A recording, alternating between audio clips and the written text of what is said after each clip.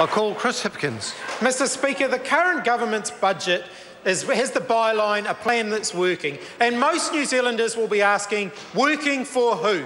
Because it is certainly not working for the vast bulk of New Zealanders who go out, work hard every day and try and get ahead and get pushed back down by the current national government. It's certainly not working for future generations of New Zealanders who are going to inherit mountains of debt, the highest mountain of debt that any government has ever clocked up in New Zealand's history. It's not working for that same generation who cannot get a foot on the property ladder because this government have done nothing about runaway house prices. Nearly $1 million it costs to buy a house in Auckland, and it will top that figure very soon. It is not doing anything for the future generations who are burdened by student loan debt, and it is not doing anything for the future generations of New Zealanders who are seeing the funding for early childhood education frozen for the entire duration of this government. So what does it mean when it's frozen? It means in real terms it's going backwards. It means those early childhood centres are getting less money now than they did when this government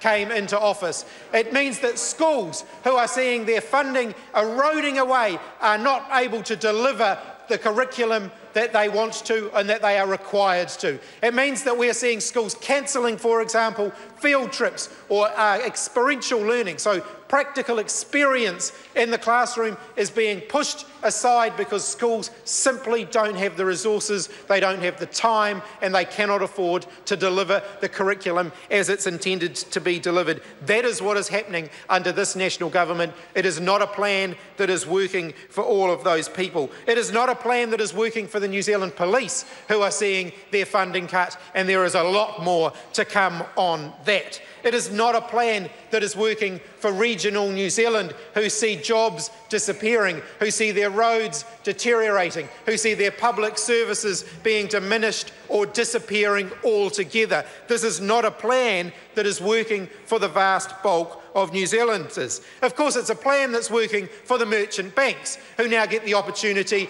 to step in and deal with people with mental health problems. Merrill Lynch lining up to deal with people with mental health problems in New Zealand. A plan that's working for the casinos, who get to build convention centres off the back of problem gamblers. Probably a plan that is working for them. Of course, it's a plan that's working for the Saudi millionaires, who get to have sheep flown from New Zealand over to their farms in Saudi Arabia at costs of tens of thousands of dollars per sheep. Goodness me, I hope they got a meal with that. I hope they got a lie-flat bed and they got to check in their luggage, because actually most New Zealanders couldn't afford to pay that for their own travel, let alone spending tens of thousands of dollars per sheep to transport sheep to Saudi Arabia, as Murray McCully has done in his facilitation payment deal, which most New Zealanders would look at and regard simply as a bribe. This is not a plan that is working for the vast bulk of New Zealanders. It is a plan that involves broken promises right, left and centre. And unfortunately, I only get 10 minutes in this debate, so I can't catalogue all of them, but let's look at a few of them. Back into surplus, John Key promised New Zealanders before the last election. He didn't just promise he was going to do it, in fact he promised that he'd done it. And then after the election, what do you know, the surplus disappears, and he says it was only ever an artificial target, and it was like landing a 747 on the head of a pin. So how much was that deficit? $684 million is the deficit. I'm not sure how that possibly, they didn't even come close. I'm not even sure how that could possibly square up with John Key's comments. Then of course we don't even know whether they're going to deliver a surplus next year. He promised to create 150,000 extra jobs. Will they deliver on that promise? No, they will not. He promised to increase average wages from $55,000 to $62,000 a year. Have they delivered on that promise? No, they have not. He promised they would not cut KiwiSaver. Have they delivered on that promise? No, they have not. They cut the $1,000 kickstart from KiwiSaver. He promised no new taxes. Have they delivered on that promise? No, they have not. They're going to be introducing a capital gains tax. They whacked up the levies on broadband. They introduced new taxes on people travelling through airports. They promised to improve our export performance. Have they delivered on that promise? No, they have not. This is a budget that is littered with broken promises.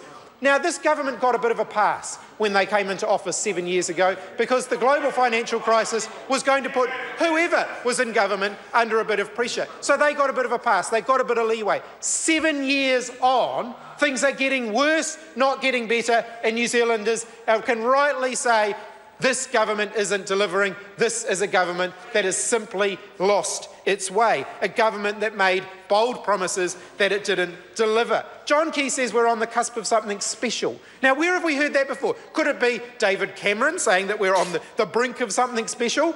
He clearly got the Crosby-Textor memo. Of course, Tony Abbott didn't. He said that the Australian economy was on the brink of devastation. He obviously wasn't quite so on message there. But of course, we know that actually the government's promises are all about campaigning, not about delivery, because they're all delivered by the same people that are promising the same things around the world. We've got in the UK, for example, in Australia, Tony Abbott promising that the foundations of future growth and prosperity. That was Tony Abbott's promise to the Australian people. David Cameron, of course, talks about the fact that they have laid the solid foundations. You can see a similarity of language here. And what does John Key? He says growth based on solid foundations. They're not even that creative when they rip off the other leaders from around the world, David Cameron and Tony Abbott. John Key can't even change the words. He just quotes them verbatim. That just shows how out of touch and how much they have lost their way, that all John Key can do is pick up off the shelf the speeches being delivered by David Cameron and Tony Abbott and deliver them as if they were his own ideas, because they haven't got any ideas of their own, and that is why the current New Zealand economy is stagnating under this government, and the books are going backwards. So, of course, it all starts to pile up on John Key and his government. They start to get found out. What do?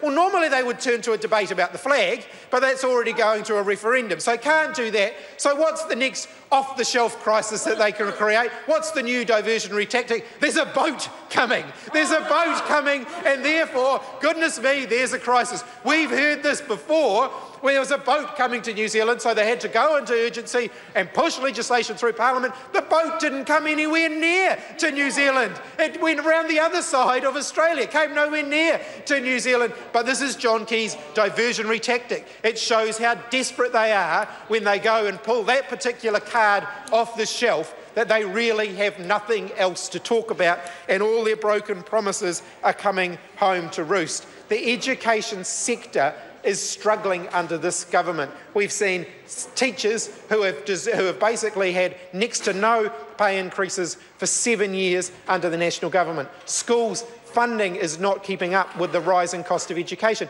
Hekia Parata said in the House today that they didn't base their school funding decisions based on an arbitrary figure. They based it on what schools actually spend and what the costs of delivering the curriculum are. I challenge her at any point to produce the figures that shows that, because we know that the cost of delivering education is going up and up, the technological costs that schools face go up and up, the pressure that they face goes up and up, and the funding is simply not keeping up with that. In the early childhood sector, it is criminal what is happening at the moment. Increases in participation are a good thing, but that is masking the fact that on a per-child basis, early childhood education funding is going backwards. The result is going to be more cost for parents, or lower quality education, or, in the worst case scenario, both. And that is simply not good enough. This was a government that said they were aspirational for New Zealand. Where did that aspiration go? Where did that aspiration go? It has disappeared. This is a government full of hollow promises, hollow rhetoric, spin, and when they can't get away with that, they then resort to smear, and they don't deliver what they promise New Zealanders. They are simply content to sit there on the Treasury benches and not deliver for ordinary, everyday working New Zealanders who are happy to work hard to get ahead, but they don't have a government that is going to back them, despite the promises for aspiration, despite the promises about getting ahead. This is a government that simply isn't delivering. I call the Honourable Peseta Sam Lottle-Winga.